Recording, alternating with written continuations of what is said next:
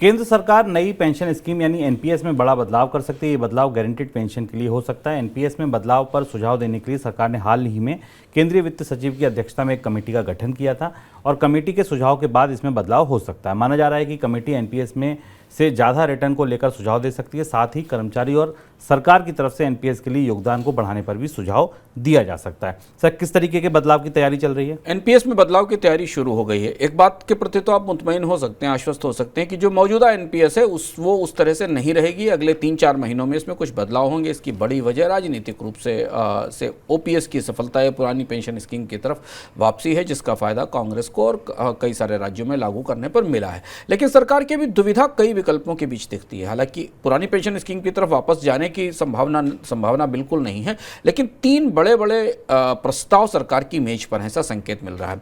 पहला प्रस्ताव वो आंध्र प्रदेश वाला मॉडल है, जिसमें कि आपकी जब कर्मचारी जब रिटायर होता है उसको आखिरी वेतन का 33% निर्धारित पेंशन के तौर पर दिया जाए, जो कि पुरानी व्यवस्था में 50% हुआ करता था। एक दूसरा ये कि अगर ये न दिया जाए तो एक गारंटीड रिटर्न निर्धारित कर दिया जाए, जो कि किसी भी परिस्थिति में बाजार ऊपर नीचे जाए लेकिन रिटर्न उतना मिलना चाहिए, क्योंकि एनपीएस का कॉर्पस या एनपीएस के फंड्स शेयर बाजार में निवेश होते हैं और शेयर बाजारों में गिरावट के कारण एनपीएस के रिटर्न में भी गिरावट आती है। तो एक निर्धारित रिटर्न तय कर दिया जाए कि 7%, 6% या 8% रिटर्न तो आपको एनपीएस पर मिलेगा ही, जो आपने बचत रखी।